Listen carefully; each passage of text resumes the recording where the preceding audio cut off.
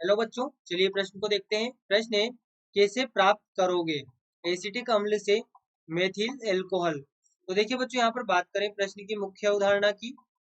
मुख्य अवधारणा बच्चों यहाँ पर देखिए क्या होता है कि हमारे पास में जो एसिटिक अम्ल होता है, या यहाँ पर हम कोई भी कार्बोक्सिलिक अम्ल लें, यहाँ पर ही हमारे पास में कोई भी कार्बोक्सिलिक अम्ल होता है, तो बच्चों यहाँ पर जब इसकी क्रिया हम अमोनिया से करते हैं, यहाँ पर जब इसकी क्रिया अमोनिया से की जाती है, H और NH2 यहाँ पर हम लिख दें, अमोनिया है हमारे पास में। इसके साथ जब इसे गर्म किया जाता है तो यहाँ से होता है जल का निष्कासन, यहाँ से जल का निष्कासन होता है और हमें प्राप्त होता है यहाँ पर amide RC double bond O NH2, ये हमें यहाँ पर प्राप्त होता है। अब इसके पश्चात बच्चों यहाँ पर जब इसकी कार्बिलेमिन अभिक्रिया की जाती है, यानी कि यहाँ पर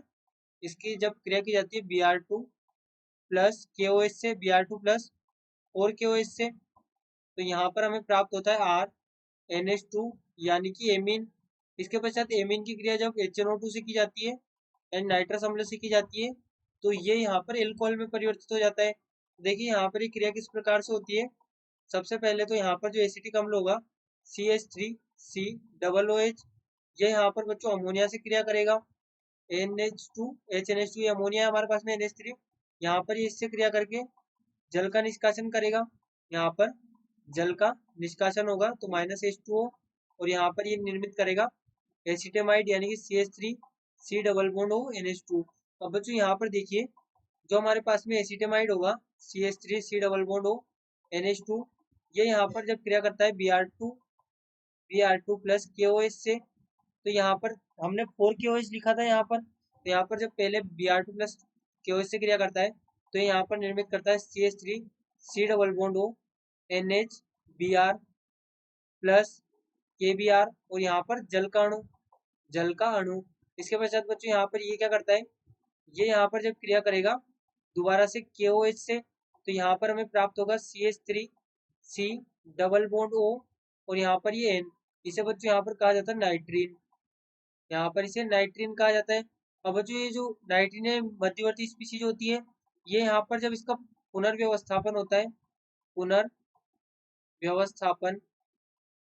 तो बच्चों पुनर्व्यवस्थापन के दौरान देखिए यहाँ पर ये हमारे पास में रीअरेंजमेंट होगा, रीअरेंज यहाँ पर होगी ये, और रीअरेंज के पश्चात बच्चों यहाँ पर ये होगी CH3N, यहाँ पर CH3N double bond C double bond O, और यहाँ पर रीअरेंजमेंट के पश्चात बच्चों यहाँ पर जब इसकी क्रिया KOH से की जाएगी, यहाँ पर 2 KOH के मोलिक्यूल यूज होंगे, क्योंकि एक हमने यहाँ पे कर लिया, एक हमने यहाँ पे कर लिया, बचे हुए 2 यहाँ पर जब यूज होंगे तो ये यहाँ से K2CO3 का निष्कासन करेंगे। K2CO3 यहाँ से निष्कासित होगा, और जो 2 हाइड्रोजन है ये दोनों हाइड्रोजन जाके एमीन से जुड़ जाएंगे, यहाँ पर नाइट्रोजन से जुड़ जाएंगे, तो यहाँ पर CH3NH2 का हमारे पास में निर्माण होगा, ये हमारे पास में एमीन बन गया। अब बच्चों यहाँ पर क्या होता है, जब इस एमीन की क्रिया CH3NH2 की क्रिया की जाती है यहाँ पर HNO2 से, तो बच्चों यहाँ पर जो HNO2 है यहाँ पर निर्मित करता है N plus double bond O। यहाँ पर क्या होता है कि जो HNO2 है,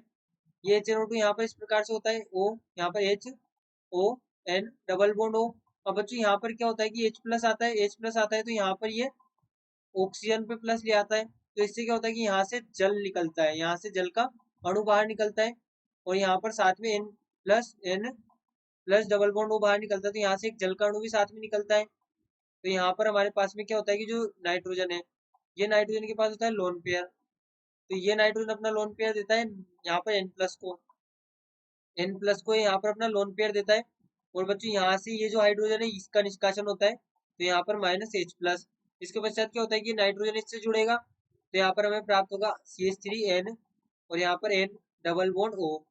और यहाँ पर ये हाइड्रोजन था। बच्चों यहाँ पर क्या होता है, ऑक्सीजन ज्यादा इलेक्ट्रॉन नेगेटिव है तो यहाँ पर इससे इलेक्ट्रॉन लेता है, और यहाँ पर से इलेक्ट्रॉन आते हैं इधर, तो यहाँ पर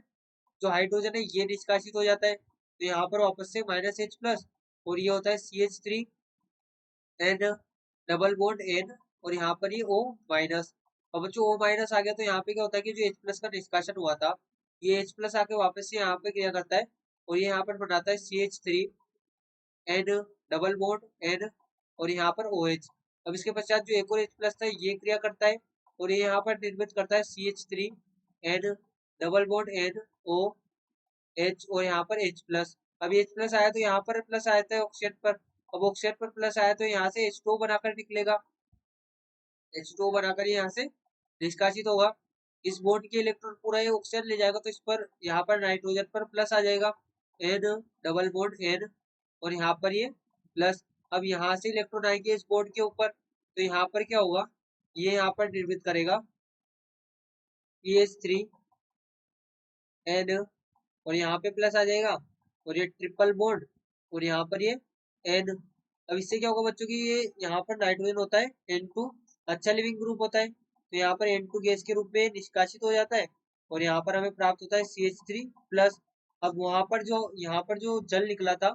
ये जल का जो यहाँ पर निष्कासन हुआ था, ये यहाँ पर इसके द्वारा जल अपघटन होता है, और जल अपघटन के दौरान यहाँ पर हमें CH3OH यानी कि एल्कोहल प्राप्त होता है, जो कि यहाँ पर मेथिल एल्कोहल है, मेथिल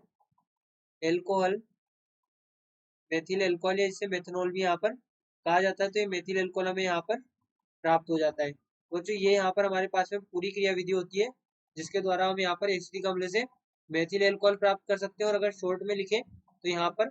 R की जगह हम CH3 लिख दें, यहाँ पर भी R की जगह हम CH3 लिख दें, और यहाँ पर भी R की जगह CH3 लिख दें,